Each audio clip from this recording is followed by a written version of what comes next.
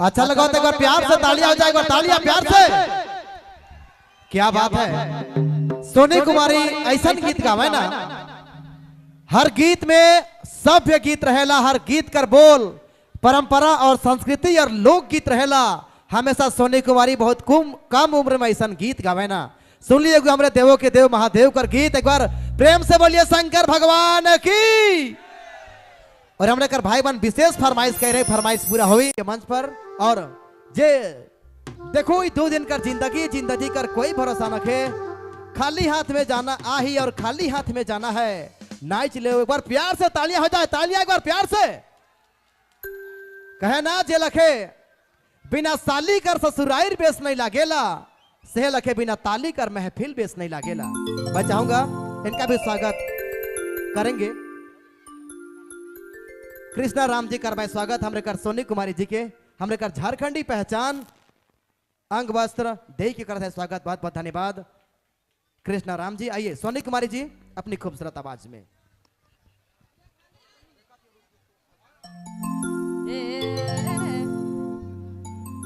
जते भी आवर माई बाप सबके हमर बदले जमे जमा जो है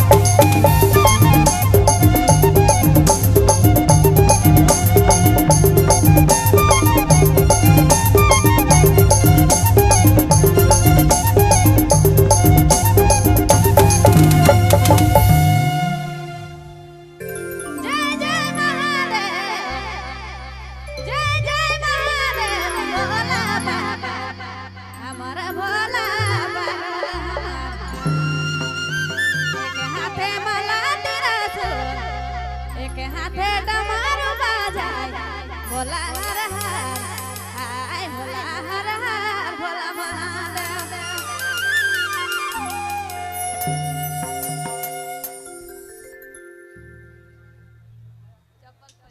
आप वाला गीत कर सकते हैं सोनी कुमारी जी।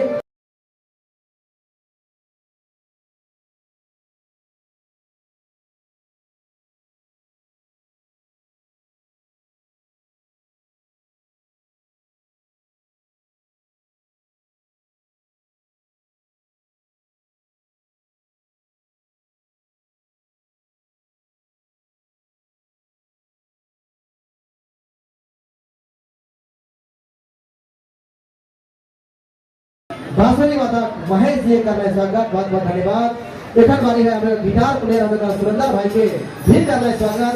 दादा कमलेश राम जी बहुत बहुत धन्यवाद शुक्रिया। चलो सूरज कुमार कर आवाज के सुने पर हमें साथी जेकर दिल में दर्द रहेला उनके भी नाचे कर मन करेला जब सूरज कुमार कर आवाज के सुने पर फेरा रहेला। आइए सूरज कुमार जी दर्द दिनों की धड़कन हमारे के मंच पर आधुनिक गीत का सिलसिला हुआ थे, आधुनिक गीत करवानी हुआ थे। सूरज कुमार का आवाज के सुने का मेरा हुआ